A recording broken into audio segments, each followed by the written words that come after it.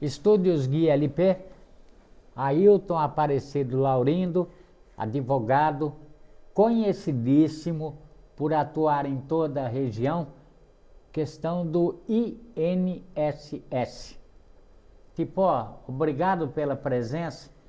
Primeira pergunta que eu gostaria de fazer para o senhor. A gente está acompanhando aí a CPMI do INSS. Acaba em pizza? Bom, meu boa tarde, Carlinhos, boa tarde a toda a audiência. É um prazer, uma honra poder estar aqui. Eu acredito que não vai acabar em pizza. E espero que não acabe em pizza. Espero que todas aquelas pessoas que lesaram os aposentados, os pensionistas, que essas pessoas realmente paguem, que eles tenham seus bens bloqueados, que eles façam um ressarcimento, porque realmente, da forma como foi feita, causou uma indignação para muita gente humilde, muita gente sem escolaridade, que não tinha conhecimento, que não sabia olhar lá no seu extrato bancário, né, que chama histórico de crédito do INSS, para ver se estava ocorrendo algum desconto indevido. Então, o próprio nome já diz, desconto indevido é uma coisa que não pode acontecer. Então, eu espero, né, que essa CPMI do INSS, que ela traga, sim, um resultado positivo, e eu acredito que trará, sim. Eu fiz um pedido uma vez para o senhor, inclusive, citei que poderia estar descontando coisas irregulares da minha aposentadoria. Fui ressarcido em R$ 750, dizendo que eu não posso entrar na justiça contra o INSS. O senhor acha que esse valor ressarciu o que roubaram de mim?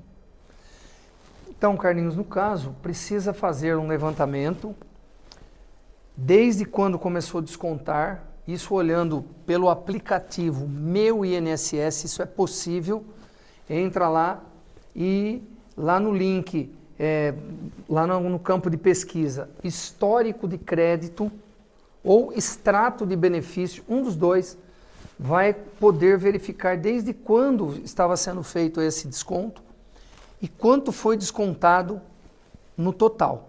Se tiver errado, cabe sim o ajuizamento de uma ação para receber o restante que está faltando.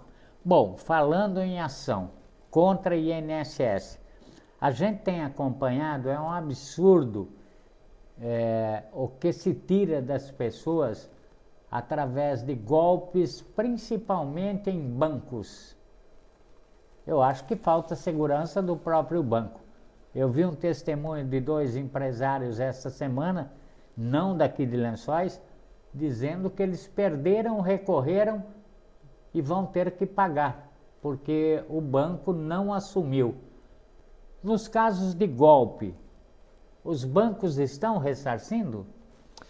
Bom, veja bem, Carlinhos, quando existe um golpe, precisa ficar comprovado isso, né?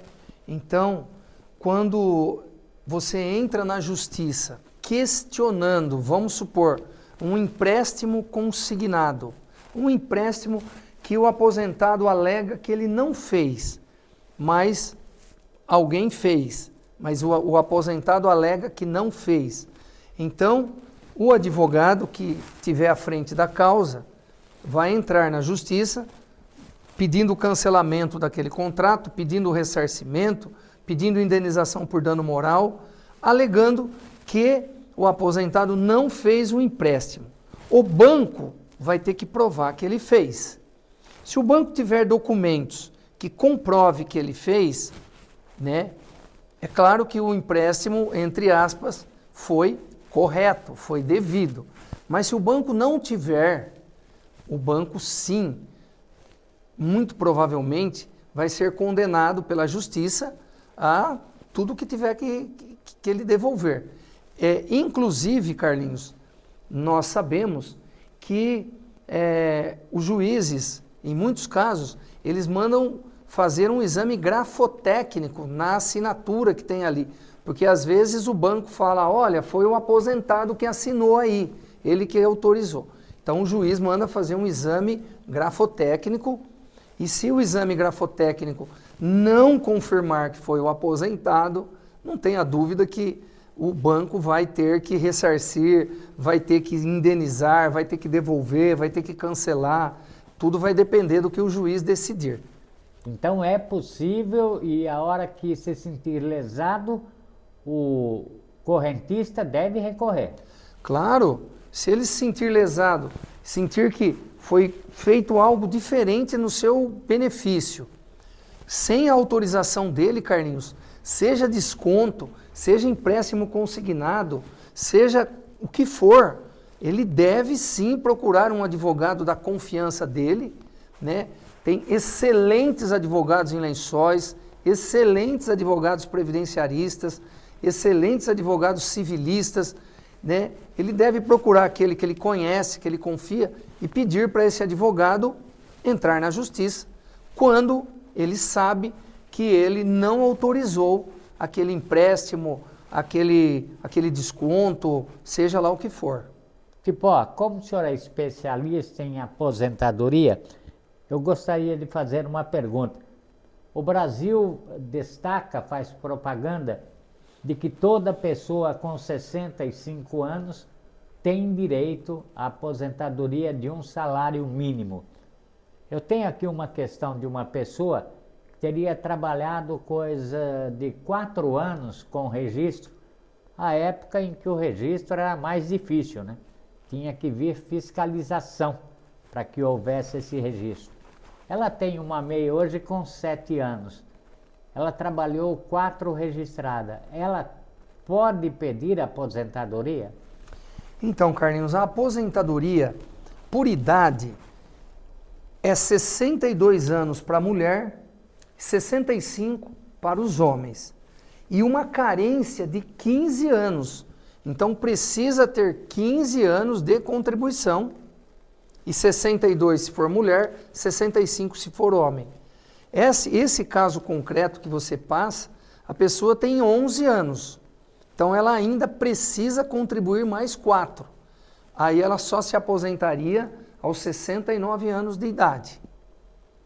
O que acontece quando você disse que o governo faz a propaganda que com 65 anos a pessoa se aposenta?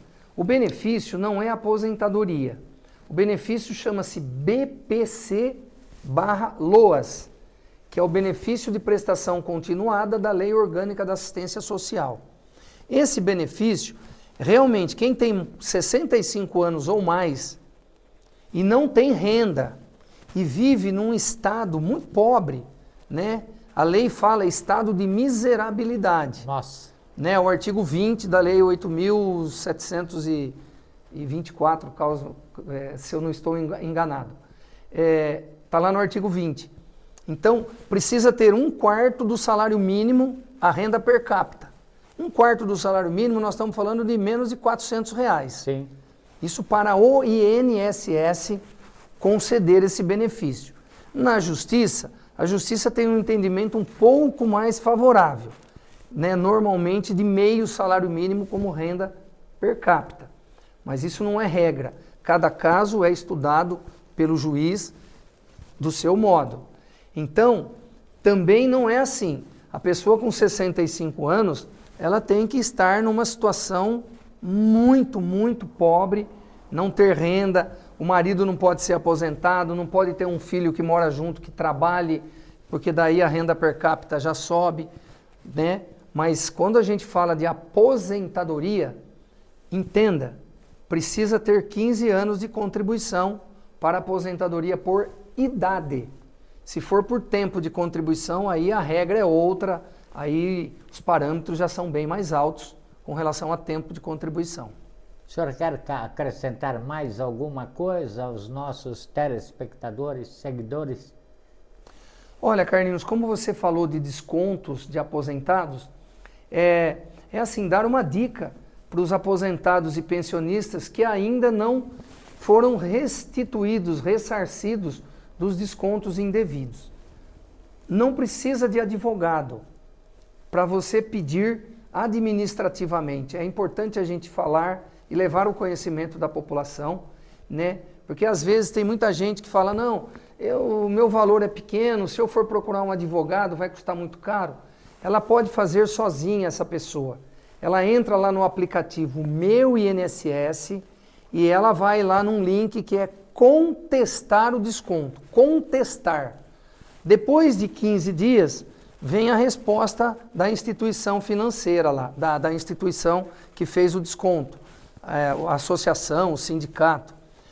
Se o sindicato não comprovar que a pessoa autorizou, vai abrir um link no Meu INSS, no aplicativo, para a pessoa aderir ao acordo. Então ele vai lá aderir ao acordo, vai seguir os passos, vai enviar. Isso daí, rapidamente, como você já recebeu, a pessoa vai receber também. Agora, aqueles, como você disse, que estão se sentindo, mesmo assim, estão se sentindo lesados, ou acham, conseguiram comprovar que receberam menos do que foi descontado no seu benefício, então fica a dica. Procura um advogado da sua confiança, né? Lençóis, repito, tem excelentes advogados nessa cidade, nós somos privilegiados, tem muitos advogados excelentes. Procure um deles que você conhece, que você confie e peça para ele estudar o seu caso, que se ele entender positivo, ele vai ingressar com uma ação na justiça. Obrigado pela participação, Tipó. Eu que agradeço, Carlinhos. Muito obrigado. Um grande abraço a todos. Fiquem todos com Deus.